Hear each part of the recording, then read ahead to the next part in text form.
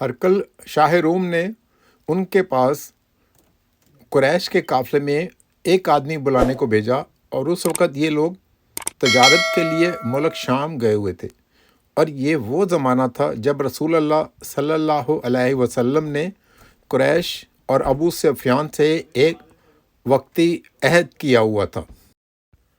جب ابو سفیان اور دوسرے لوگ ہرقل کے پاس ایلیا پہنچے، جہاں ہرقل نے دربار طلب کیا تھا، اس کے گرد روم کے بڑے بڑے لوگ، علماء، وزراء اور عمراء بیٹھے ہوئے تھے۔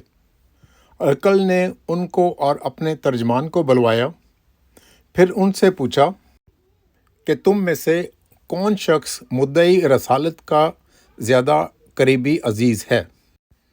ابو سفیان کہتے ہیں کہ میں بول اٹھا، اس کا سب سے زیادہ قریبی رشتہ دار ہوں۔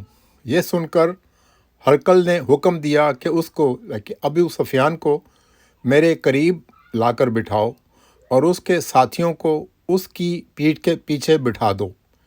پھر اپنے ترجمان سے کہا کہ ان لوگوں کو کہہ دو کہ میں ابو سفیان سے اس شخص کے یعنی محمد صلی اللہ علیہ وسلم کے حالات پوچھتا ہوں۔ اگر یہ مجھ سے کسی بات میں جھوٹ بول دے تو تم اس کا جھوٹ ظاہر کر دینا۔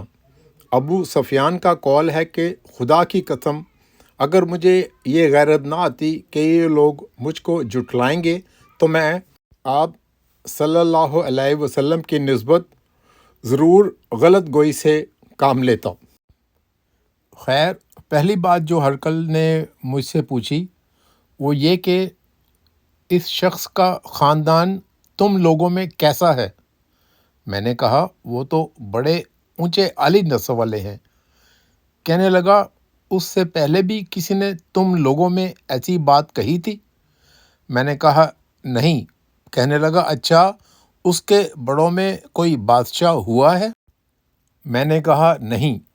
پھر اس نے کہا بڑے لوگوں نے اس کی پیروی اختیار کی ہے یا کمزوروں نے؟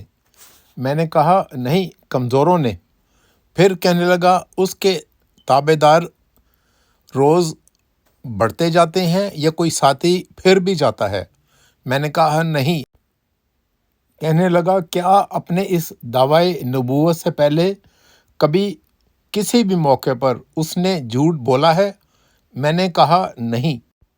اور اب ہماری اس سے صلح کی ایک مقرر مدت ٹھہری ہوئی ہے، معلوم نہیں وہ اس میں کیا کرنے والا ہے۔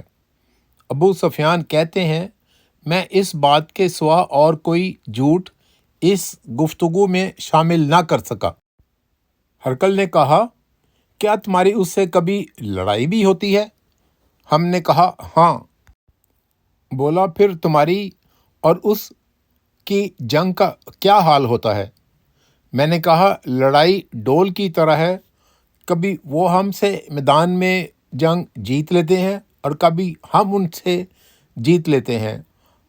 ہرقل نے پوچھا وہ تمہیں کس بات کا حکم دیتا ہے؟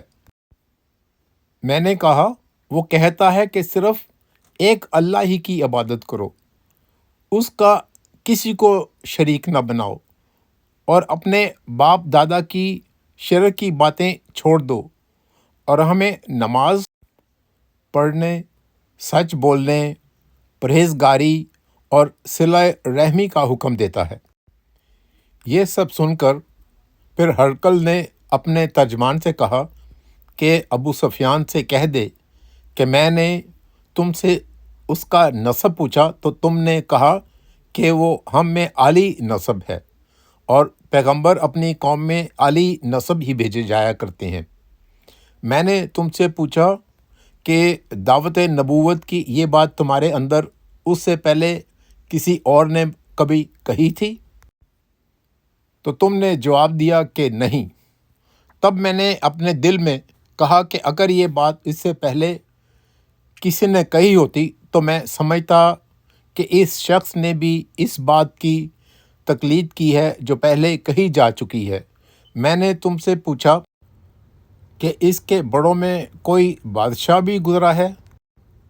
تم نے کہا کہ نہیں۔ تو میں نے دل میں کہا کہ ان کے بزرگوں میں سے کوئی بادشاہ ہوا ہوگا تو کہہ دوں گا کہ وہ شخص اس بہانے اپنے آباء و اجداد کی بادشاہت اور ان کا ملک دوبارہ حاصل کرنا چاہتا ہے۔ اور میں نے تم سے پوچھا کہ اس بات کے کہنے یعنی پیغمبری کا دعویٰ کرنے سے پہلے تم نے کبھی اس کو دروغ گوئی کا الزام لگایا ہے؟ تم نے کہا کہ نہیں۔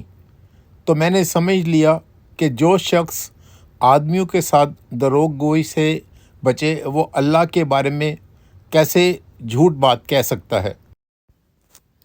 اور میں نے تم سے پوچھا کہ بڑے لوگ اس کے پیرو ہوتے ہیں یا کمزور آدمی؟ تم نے کہا کمزوروں نے اس کی اتباع کی ہے۔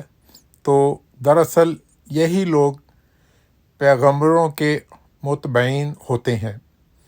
اور میں نے تم سے پوچھا کہ اس کے ساتھی بڑھ رہے ہیں یا کم ہو رہے ہیں؟ تم نے کہا وہ بڑھ رہے ہیں، اور ایمان کی کیفیت یہی ہوتی ہے حتیٰ کہ وہ کامل ہو جاتا ہے۔ اور میں نے تم سے پوچھا کہ آیا کوئی شخص اس کے دین سے ناخوش ہو کر مرتد بھی ہو جاتا ہے؟ تم نے کہا نہیں۔ تو ایمان کی خاصیت بھی یہی ہوتی ہے۔ جن کے دلوں میں اس کی مسرت رچ بس جائے وہ اس سے لوٹا نہیں کرتے۔ اور میں نے تم سے پوچھا کہ آیا وہ کبھی عہد شکنی کرتے ہیں؟ تم نے کہا نہیں۔ پیغمبروں کا یہی حال ہوتا ہے، وہ عہد کے خلاف ورزی نہیں کرتے۔ اور میں نے تم سے کہا وہ تم سے کس چیز کے لیے کہتے ہیں؟ تم نے کہا وہ ہمیں حکم دیتے ہیں کہ اللہ کی عبادت کرو، اس کے ساتھ کسی کو شریک نہ ٹھہراؤ، اور تمہیں بتوں کی پرستش سے روکتے ہیں۔ سچ بولنے اور پرہیزگاری کا حکم دیتے ہیں۔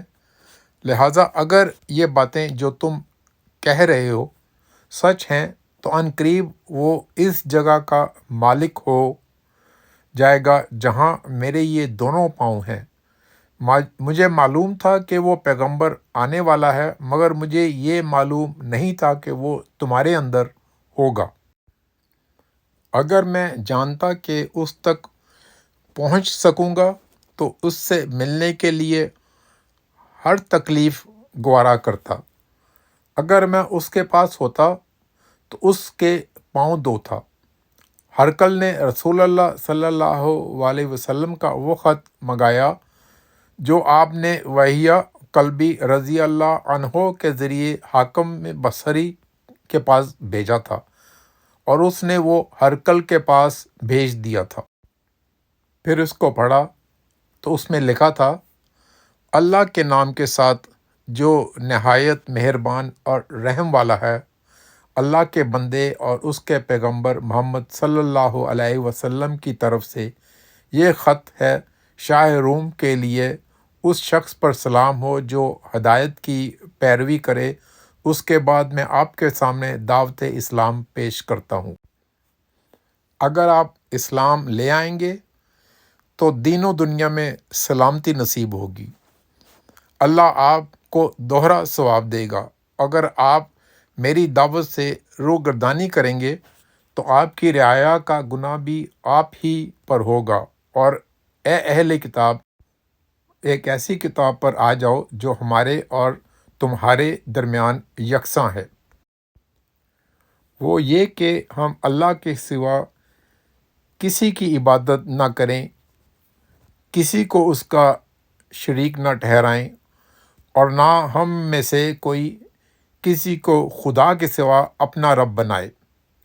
پھر اگر وہ اہل کتاب اس بات سے منہ پھیر لیں تو مسلمانوں، تم ان سے کہہ دو کہ تم مانو یا نہ مانو، ہم تو ایک خدا کے اطاعت گزار ہیں۔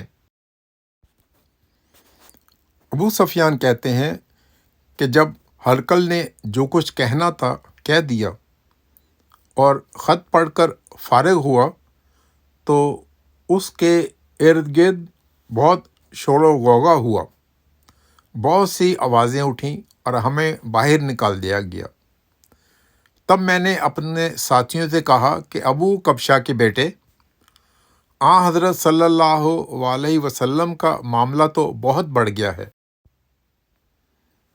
دیکھو تو اس سے تو بنی اصفر روم کا بادشاہ بھی ڈرتا ہے۔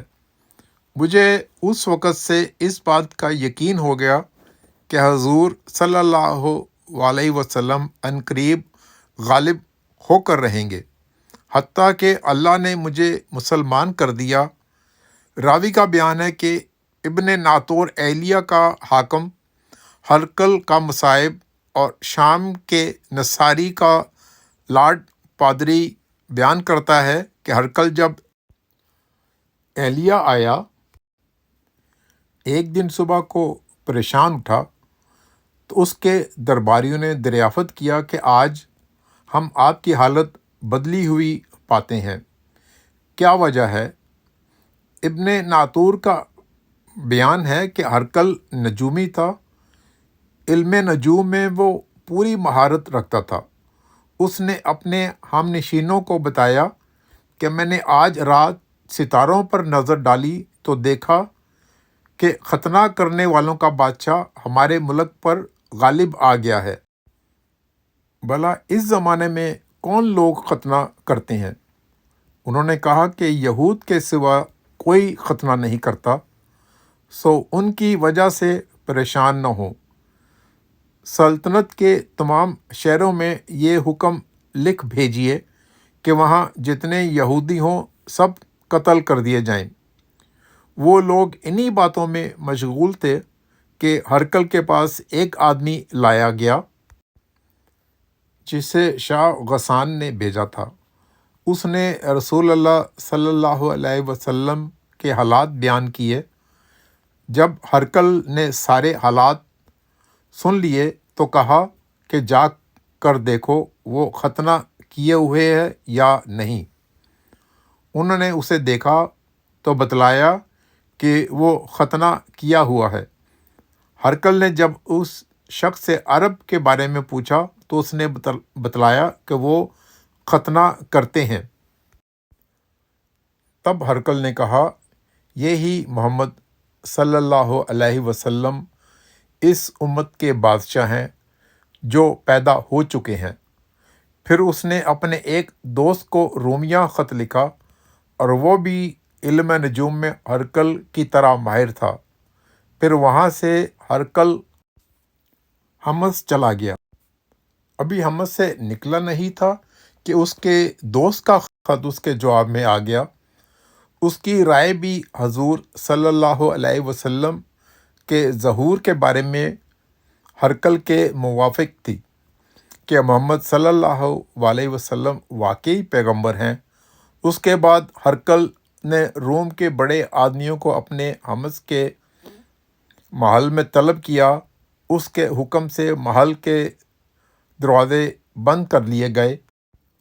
پھر وہ اپنے خاص محل سے باہر آیا اور کہا، اے روم والو، کیا ہدایت اور کامیابی میں کچھ حصہ تمہارے لیے بھی ہے؟ اگر تم اپنی سلطنت کی بقا چاہتے ہو تو پھر اس نبی صلی اللہ علیہ وسلم کی بیعت کر لو اور مسلمان ہو جاؤ۔ یہ سننا تھا کہ پھر وہ لوگ وحشی گدھوں کی طرح دروازوں کی طرف دوڑے مگر انہیں بند پایا۔ آخر جب ہرقل نے اس بات سے ان کی یہ نفرت دیکھی اور ان کے ایمان لانے سے مایوس ہو گیا تو کہنے لگا، ان لوگوں کو میرے پاس لاؤ۔ جب وہ دوبارہ آئے تو اس نے کہا، میں نے جو بات کہی تھی اس سے تمہاری دینی پختگی کی آزمائش مقصود تھی، سو وہ میں نے دیکھ لی۔ تب یہ بات سن کر وہ سب کے سب اس کے سامنے سجدے میں گر گئے اور اس سے خوش ہو گئے۔ بالآخر ہرکل کی آخری حالت یہی رہی۔ ابو عبداللہ کہتے ہیں کہ اس حدیث کو صالح بن کیسان، یونس اور معمر نے بھی ظاہری سے روایت کی ہے۔